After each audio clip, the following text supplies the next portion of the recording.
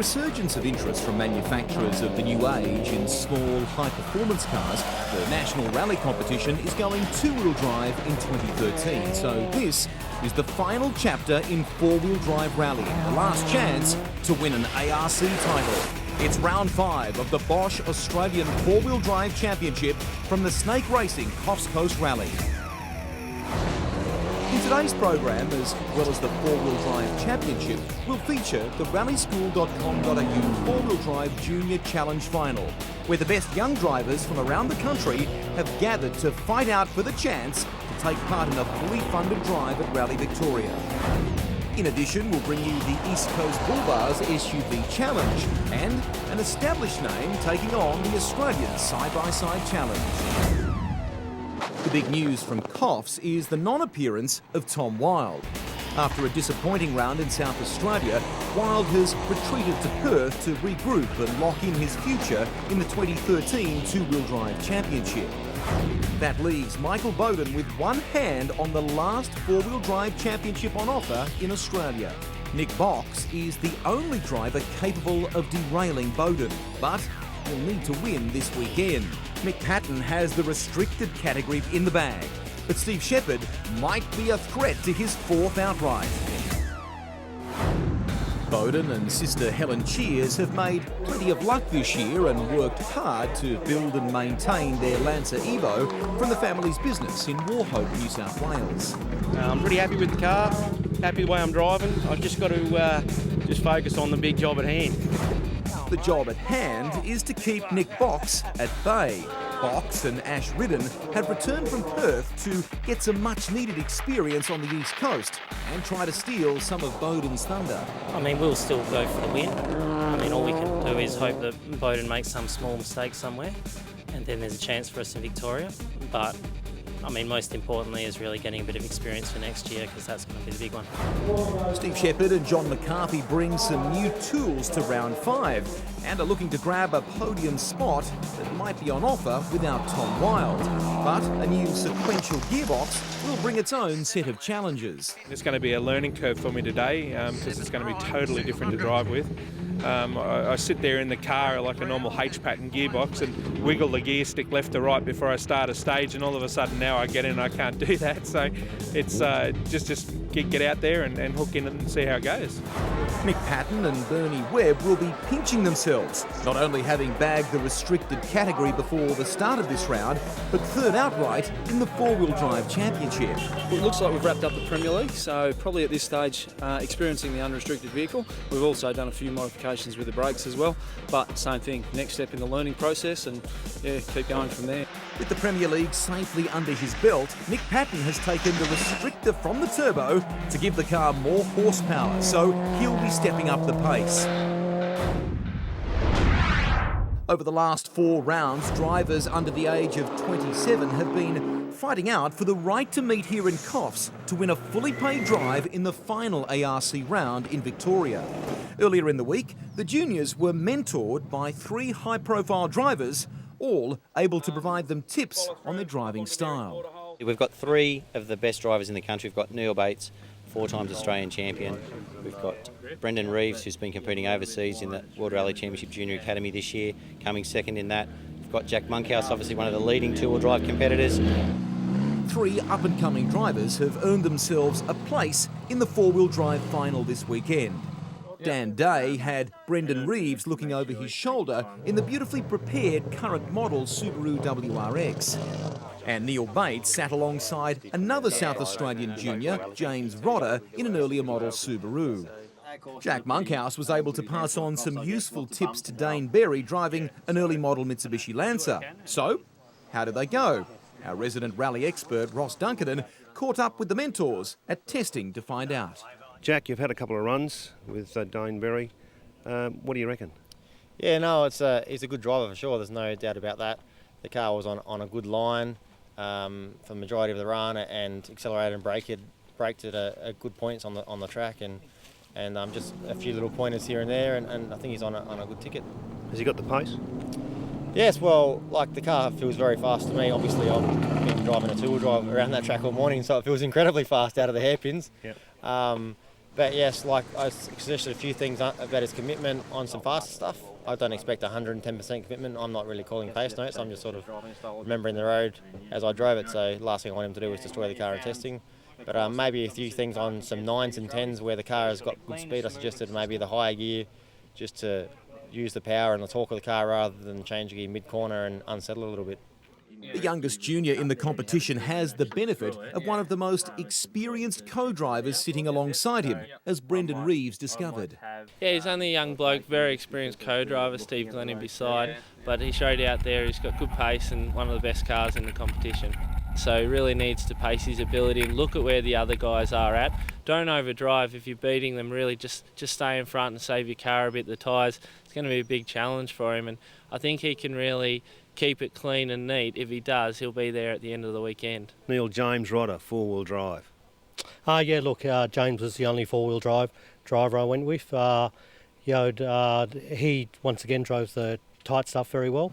Probably could have been a little more committed in the tighter stuff, but it was his first run also, not on notes, and with me co-driving there was no chance of any notes, so he's got to be excused there.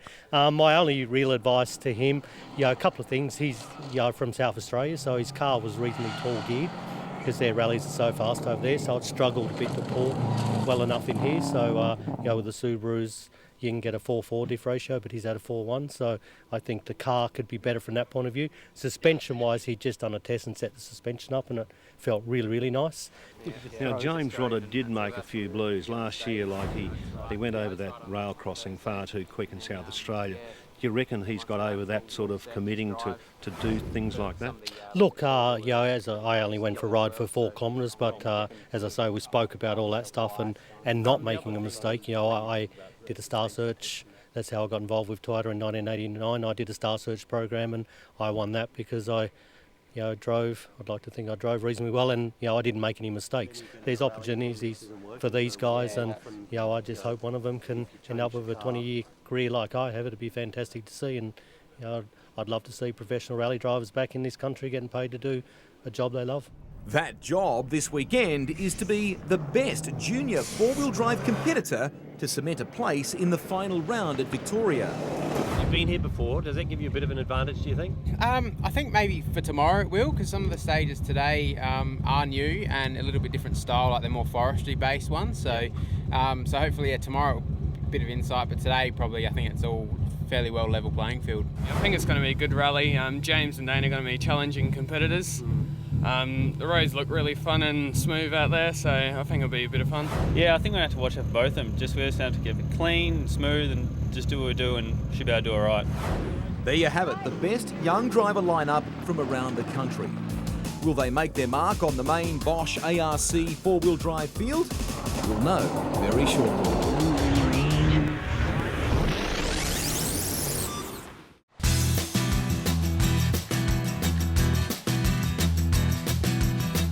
Competition this weekend centres around the forest and farming regions to the west of Coffs Harbour. Service park for the snake racing Coffs Coast Rally is at the airport, and that's where the action gets underway for Heat 1. While the rallyschool.com.au juniors will fight it out for their own win, they're also in the mix with the main game. The only person likely to stop Michael Bowden is Nick Box, but he's seriously inexperienced with the road surface in this part of the world. WA is very loose and predictable, I find, and the group level's low but consistent, and I guess all over on this side of the coast, I find the inconsistency in the group level really hard to work with. No such problem for Steve Shepherd. He won this event last year and loves the New South Wales roads. Oh yeah, great stages. They're extremely fast in areas, very testing in some of the tight areas with big drop-offs on the side.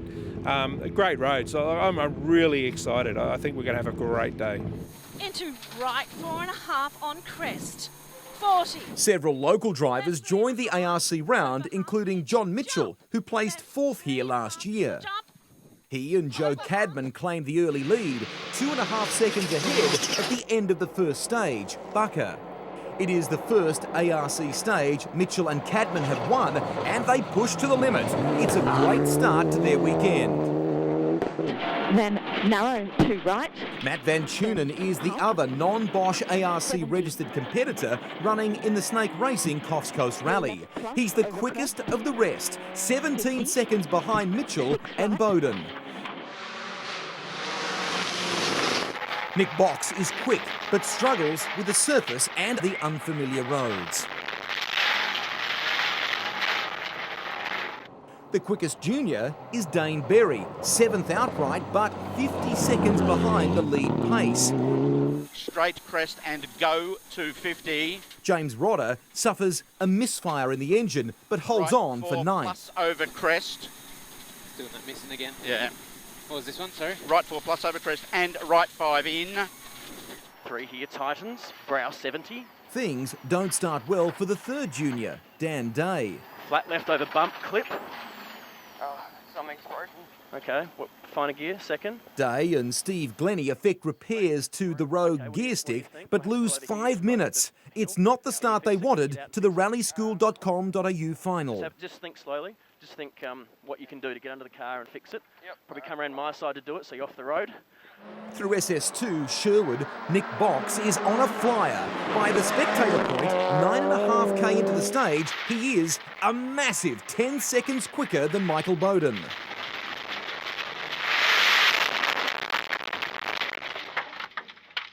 We were having a really good run, and I felt like I'd gotten the grip of it, and then we just ran a bit wide on this corner, got in the loose stuff and couldn't pull back on. Clipped a tree and spun around and took the front and the rear end out, so hopefully we'll be able to re-enter tomorrow if we can get it fixed. Speed is not the issue for Nick Box, but finishing is. And he'll be keen to get back on the road tomorrow to at least get his head around the unfamiliar roads. Michael Bowden is fast and is finishing. SS2 is his by nearly 5 seconds from Matt Van Tunen. It's very slippery this morning. I expect to be a bit more grippy than that. With a little bit of rain that we had on Thursday, I did expect it to be, quite grippy, but not the case. Continues over brow. Long. Continues over brow. Wait. Keep it going. Keep it going. Come on. John Mitchell is unable to repeat his winning form this stage, but he is mixing it with the ARC field. It's hard. You jump in once a year and do it, but I guess it's kind of like the Whitingans. I like the road, I like the flow, and we're very grateful to Fibertech Medical to give us this opportunity to get here and have a go. And we're happy today how our pace is going. And already I said to Jay today the slogans just go with the flow, and I was smiling at the end of that one, so that's what I'm after. The man behind Fibertech Medical is Gerald Schofield, who is also competing but under no illusion about his place in the field. So he threw his weight behind Mitchell. Last year he got very close to having a podium here, and he's a past New South Wales champion, good friend of mine. I thought he needs to be here. Go 300. Steve Shepherd is close behind Mitchell and is getting his head around the new sequential gearbox. But there are still some issues. But something's come wrong in the right front. It's just understeering into the corners terribly. It's just one of those services where we can only fix the car with what we've got in the car or spanners. In the older model Newman Petroleum Evo 5, Derek Reynolds is on the same pace as Shepherd, but an error near the flying finish costs a stage position. 2 left. Don't go too far. 2 left, flying finish. Dan Day is the fastest junior despite a makeshift fix with the gear lever. Brow late, 5 long. Whether he can pull back the lost time from SS1 remains to be seen. Downhill.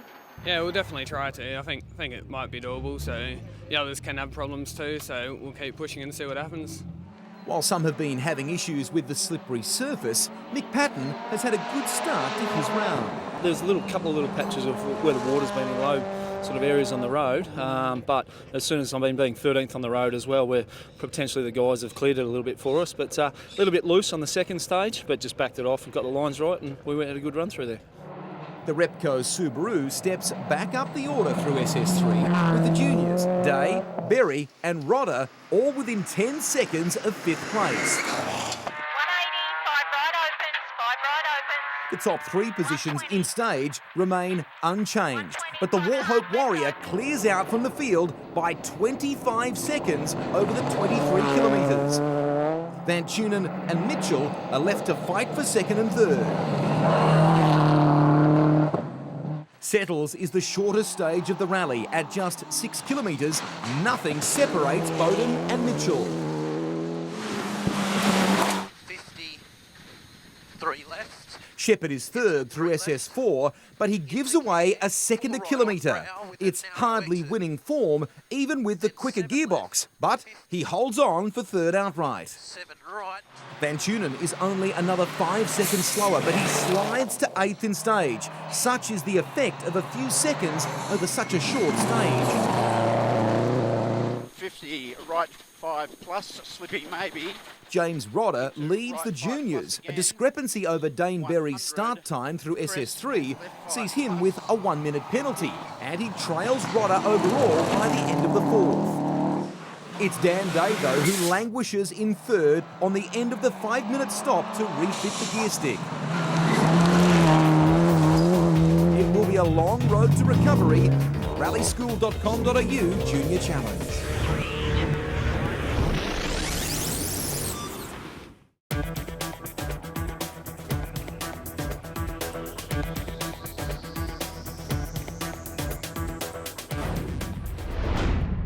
The MRT Subaru Forester has shown just what the East Coast Bulldogs SUV Challenge has to offer in 2012. For Brett Middleton, this year has been a balancing act. His passion for driving fast has been tempered with the need to satisfy his business needs and clients, offering performance-enhancing parts and service for their own similar vehicles. In our position, it's about balancing passion versus business with, I've got a workshop with 16 staff. We specialise in tuning cars. It's a growing market with growing the opportunities with customer road cars, with turbo diesels and EC improvements and things like that. And that's what this car provides us the opportunity to obviously display. But of course, at the same time, you've got to think about making sure that you're doing all the right things for the people who are involved with the sport as well. It was always going to be a big learning curve for us with the Forester being an SUV, turbo diesel, first of Australia, all that kind of stuff. And obviously we're looking forward to giving another run next year. We've decided to do another year committed to the sport with East Coast Bull Bars and Kumar McGrath Foundation. And obviously one of the other things that we're currently negotiating with is a couple of people have approached us to buy this car, which will allow us to build a new car, which then adds more cars to the series. The turbo diesel will finish the repeat run of Bucker 16 seconds faster than the first pass. Still, at 1 minute 22 seconds behind the four-wheel drive leader, Brett Middleton will hardly threaten Michael Bowden's chances of winning his first Bosch ARC. Steve Shepherd can hardly threaten Bowden either, but he's made a serious attempt at the snake racing Coffs Coast Rally fronting with a new gearbox. However, the engine in the Sachs entry gives off the telltale signs of enough being enough. Stop, turn 3 left. That engine's getting really hot. Shepherd and McCarthy retire from the event. Their rally and their tilt at the four-wheel drive title nailed firmly shut for 2012. It's all over. So pack her in the truck and head home. For the overheating? Yeah, we don't know why. We're not 100% sure what's happened or what's created it. We've been looking for it and pulled certain parts out thinking maybe we'll find what's wrong. But there's no answers as to what's actually created the problem. So to be perfectly honest, we've created that much damage now that it's not going to happen tomorrow. Richie Dalton will hardly threaten Michael Bowden either. In just his first attempt at rallying, the Sydney-based contractor, who sat alongside Charlie Drake in the past, is behind the wheel for the first time, and in an ARC event. Without the pressure of racing for a title, Dalton, under the guidance of rallyschool.com.au co-driver Phil Hurl, will start and finish every stage of the snake racing Coffs Coast Rally this weekend.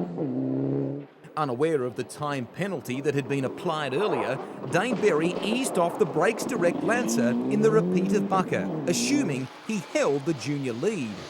Rodder takes 15 seconds out of his time, only adding to his woes.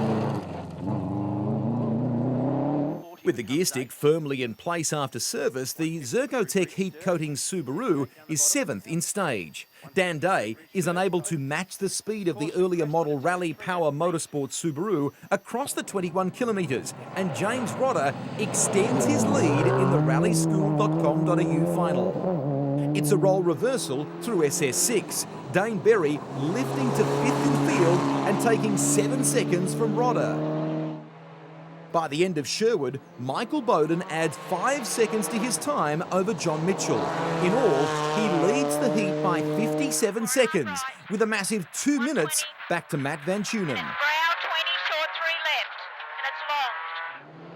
The margin through the 23-kilometre repeat of Gentle Annie is 1 second a K. Mitchell and Van Tunen are in the champion driver's dust. But the juniors, Day and Rodder, are dominating the rest of the field. Brett Middleton's been using the day to test new tyre combinations, and the result has been rewarding. This afternoon we've been testing some different tyres, which we've managed to pick up half a second a kilometre, which is actually quite good in a car like this. It weighs 1.6 tonnes. So the Kumo tyres we've changed to, which are slightly bit bigger than what we've run in the rest of the year, has proved to be worthwhile. So we've got some more tyre testing to do tomorrow. But I tell you what, some of the guys are driving very well, and the junior challenge guys are obviously trying hard as well, which is good to see. Middle over crest, long right 4. It's very long right 4. Maybe trying just a bit hard, Dane Berry pays the price through SS7. Come back, you bastard. All good, all good.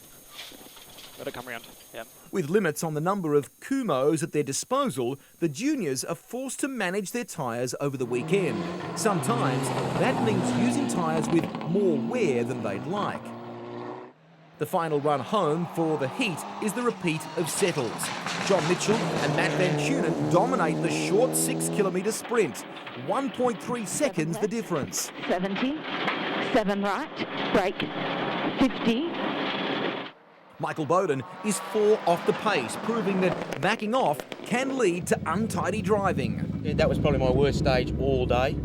Everything else was perfect, so... John Mitchell is not unhappy. He's finishing behind Bowden, but this heat has highlighted just where his old contemporary from New South Wales state competition is at. A few years ago, Michael wouldn't have been much in us, but I think, the miles he does, and he's just turned into a great driver, and so no, I don't pretend to. We're pretty happy with where we're sitting, so. Mick Patton scores 4th for the day, his best heat finish in an ARC rally. The time put into preparation is paying off for he and co-driver Bernie Webb. We spent a lot of time on our notes the other day and starting to drive to them, which has made life a lot easier. So, no, it's good. The conditions are great, a little bit hot, but no, it's really good. Everything's going really, really well.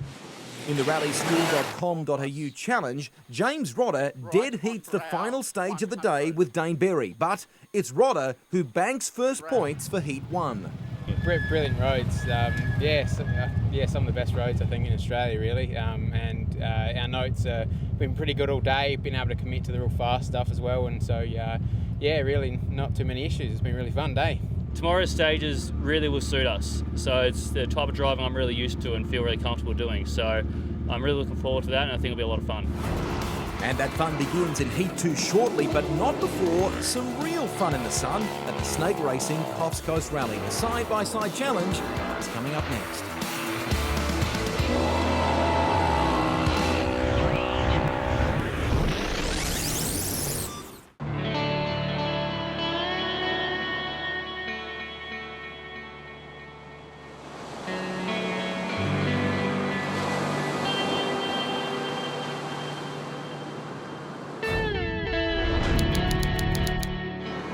We all know the good work the Rural Fire Services does around the country, especially keeping us safe during our fire season. Well, this weekend they're keeping us safe in another way. Behind these walls is the heartbeat of the event. This fire control centre alongside the airport has been transformed into the Snake Racing Coffs Coast Rally headquarters.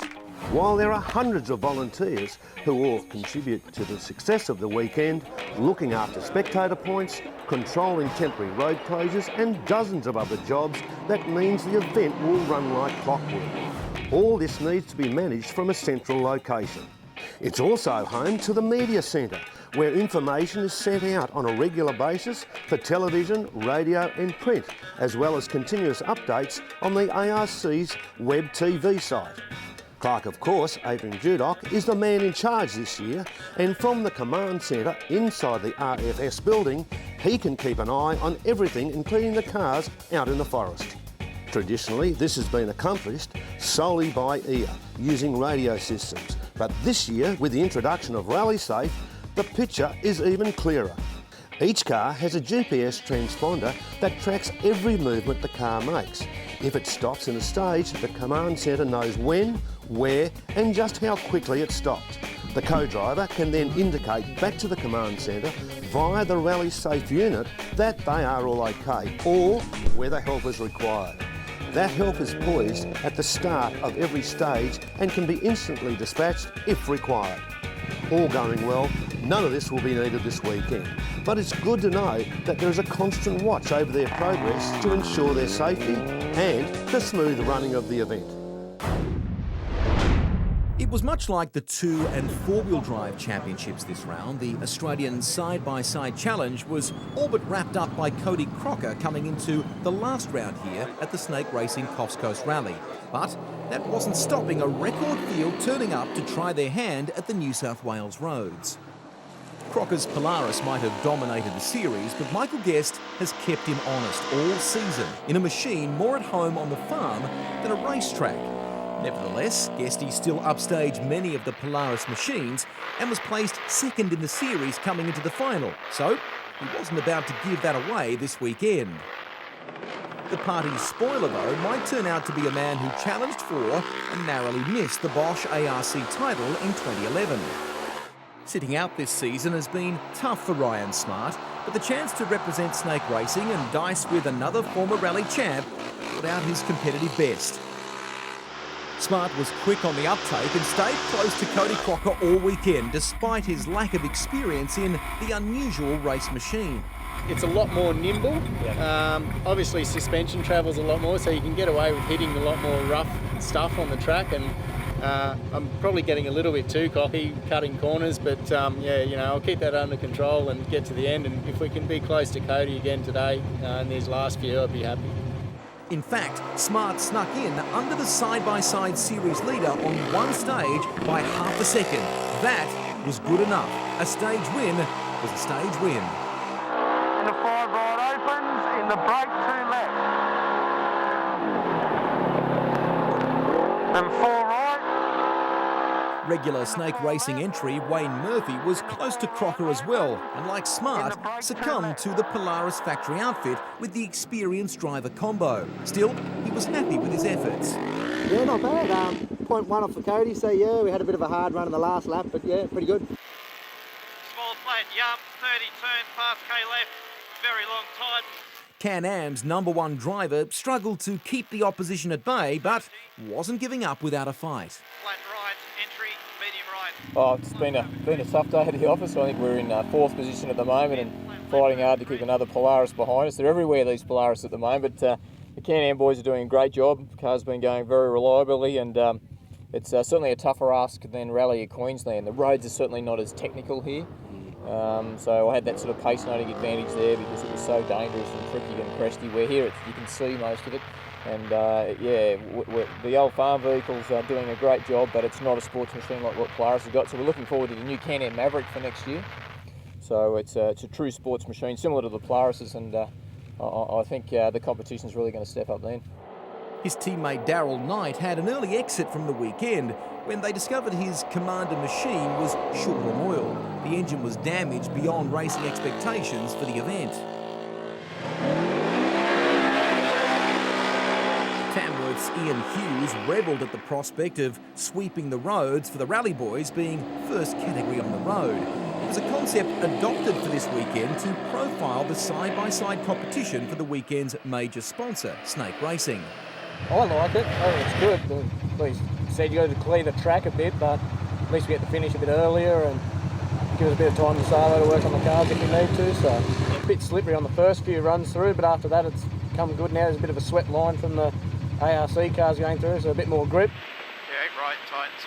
narrow. But the grip on the side-by-side competition at the Snake Racing Coffs Coast Rally was all Cody Crocker's, winning the weekend from Ryan Smart with Michael Guest third.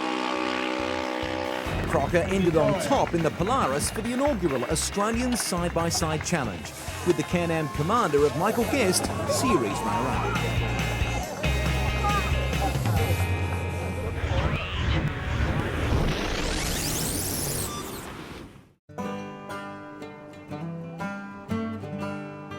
The countryside inland from Coffs Harbour is loaded with logging history. Several sawmills were scattered around the region as far back as 1925. In those days, they were all steam-powered. Timbertown was one such mill left to rot away amongst the undergrowth of lantana and bush long after its use-by date had expired. In the 80s, the mill was temporarily reborn, but only for Hollywood. The mill was raised in a scene from the film The Winds of Jarrah. More recently, enthusiasts have uncovered the machinery remains, a stark reminder of our pioneering past. Today, it will be the cars going past in the Snake Racing Coffs Coast Rally between the Booklana and Yulong special stages. Into a medium 4 left, then 4.5 right. First, though, in Heat 2 is Shipmans, a stage that proved the undoing of that icon of Gymkhana, Ken Block, in Rally Oz. This year, the road is firm and smooth, without the slippery surface created by the deluge last season. 50, 5.5 right over Little Brow, 120. Nick Box, for one, is out to gain as much experience on that surface as he can. Just getting some experience on the roads for next year, really. I've never been here, so I want to at least go over my notes and learn the surface a bit more. Yep. I mean, there's not really anything we can win. Trying to go at this door. Remarkably, the Hippo Creek Lancer is back in the race after some frantic overnight repairs. For our new champion-elect, there is no pressure for Heat 2. We no stress on us anymore, like the pressure's off. Just go out and enjoy ourselves and bring back the old feeling of why we go rallying. It's a clean sheet for the juniors in Heat 2. James Rodder finished on top in Heat 1 and is eager to consolidate that advantage. At the moment we're actually on top, but that may change because there were some timing issues, I think, with some of Dane's time. But either way, I think today it all comes down to that we either have to win or come second and still beat him in time to win outright. So it's still going to be pretty much game on. Yesterday was not what the youngest driver in the competition wanted when the gear stick came loose, but he's sure this heat will be his day. Well, the stages today really suit my driving style. There's two tight and twisty stages which will really suit me. First up, we've got a really fast and tricky stage, but no, really looking forward to it. Add Dane Berry to the mix and the Junior Challenge is wide open. While there's an issue over just who was fastest in Heat 1, Berry is conscious that a hard charge from Dan Day could upset the apple cart. He's definitely got some pace, so he could do quite well. Just have to see if his car holds together, he can keep on it, and we'll see what happens. If he does win the day or something, it definitely throws everything up in the air, so we'll see what happens. What happens in Shipmans is just what concerned Berry. Dan Day is quickest of the juniors by 3 seconds. 100. Keep middle over crest, long left 8 tightens. Keep middle over crest, long left 8 tightens. Dane Berry is 4 in front of James Rodder. Then long right 5. Left 8 tightens, then long right 5. The drivers in the rallyschool.com.au Junior Challenge will race to the wire. Left 2.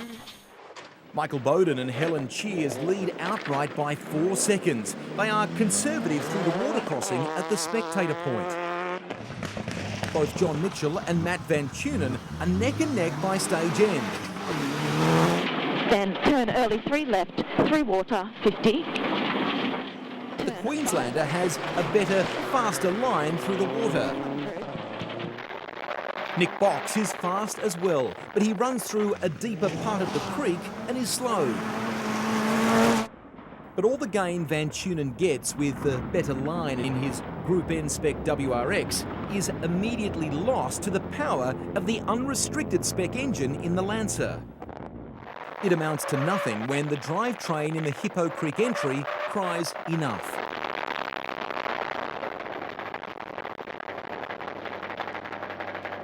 Box and co-driver Ash Ridden are out for good this time. Queensland's Ian Menzies trails the lead by 23 seconds, but a consistent drive gives him fourth in stage. 6 left, into 6 left tightens 3, this is 6 into, 6 left tightens 3. Through Brooklana, Nick Patton lifts to be within 5 seconds of the rally lead. That lead is with Bowden. But it should have been Mitchell in the Fibertech medical entry. Flat brow 20, right 2.5. Just a little spin. Oh, come on. That's a right 2.5 round, actually. His benefactor, Gerald Schofield, beats 2 of the juniors, Rodder and Day. Right 6, right 3. Dane Berry, on the other hand, has opened a 10-second gap on Dan Day. The Victorian is quick again through the next stage, Yulong, and jumps from 6th to 4th outright in the Brakes Direct Evo 4, taking 20 seconds over the 2 stages from the next fastest junior. Into right 3. The Spin King does it again. Running at a pace that would easily have won him the stage, John Mitchell has another moment in front of the flying finish timing crew. This is a left 3 onto bridge. Oh. Left 3 onto bridge.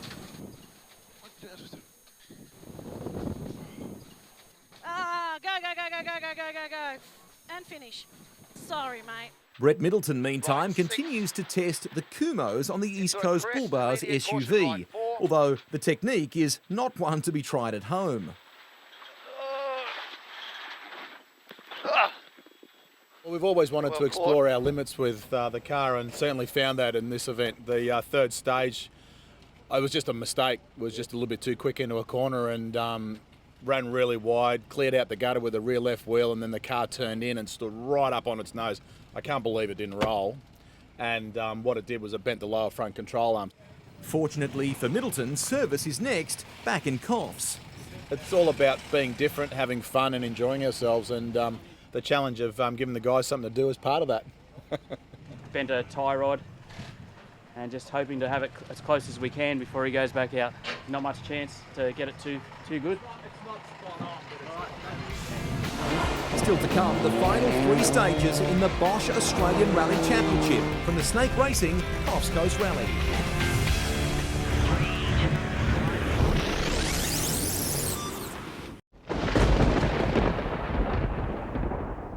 Well, really the biggest problem we've had this weekend has been the weather and the changing weather. On Thursday it rained, on Friday it was blowing a gale that dried the roads out, and then yesterday it was quite warm. So yesterday morning everybody went out on the 800s, swept the roads, and then the roads being hot yesterday, a lot of people changed to 900s or hard compound to try to get some more grip on the hard dry roads. Guess what? After a dry rally, the rain clouds are threatening for the last 3 stages. Repeat runs across Shipmans, Brooklana and Yulong. Mitchell and Van Tunen are split over the 29k stage by 0.3 of a second. Both drivers are 22 seconds behind the man who has laid claim to being the fastest rally driver in the country. 80, turn 4 left. 80, turn 4 left. The weather changes about halfway through the 29-kilometre stage and comes late in the field. All 3 juniors must contend with a dry first half of stage, followed by torrential rain. Dane Berry is the first to discover the changing conditions. Right 9 over crest, be careful in the rain, Right 9 over crest, 50.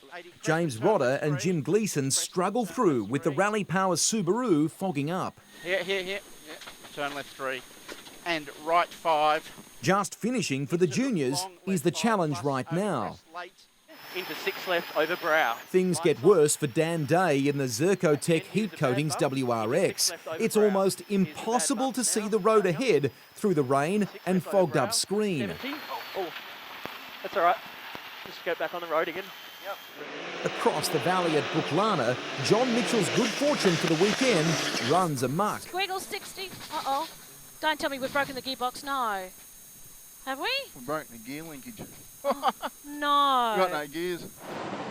Derek Reynolds is third through stage in his best performance all weekend for the Newman Petroleum Evo 5. 30, right 4. Bruce Fullerton is also flying in the later model Alliance Airlines Lancer. It's also his best performance for the weekend and brings him up to 7th outright. Mick Patton is just 7 seconds off the lead pace of Michael Bowden in the final stage of the event, in a drive that will elevate him to an amazing third in Heat 2. Testimony to his continuing development in the main game competition. For Bowden and sister Helen Cheers, it's also been a lift in performance this season that has rewarded them with their first Bosch Australian Rally Championship in a car that has performed faultlessly all event. Couldn't have topped off any better than a perfect weekend, you know, like with the cars run faultlessly all weekend. I think the only thing we ever done was put rotors on the front and a set of second-hand brake pads in it. Fourth in the last two stages for Dane Berry puts a win in the rallyschool.com.au Junior Challenge beyond doubt. With Nathan Long sitting alongside this year, Dane Berry has turned the tables on a DNF last year and takes out the right to a fully funded drive at Rally Victoria thanks to rallyschool.com.au. Matt Van Tunen and Erin Kelly collect second outright for the weekend, with Mick Patton and Bernie Webb third. Our event winner, the new national champions, Michael Bowden and Helen Cheers. In championship terms, Bowden cements his place in history, taking out the final four-wheel drive title. Mick Patton leapfrogs Tom Wilde and consolidates second in the championship coming into the final round. With Wilde and now Box in doubt, Brett Middleton's campaign in the East Coast Bull Bars SUV just got better, moving into the top 5 in outright terms. Just one round to go in the Bosch Australian Rally Championship. We'll catch you then, Rally Victoria. We've just had a magic weekend, especially to top off and win the Australian Championship. It's been magic.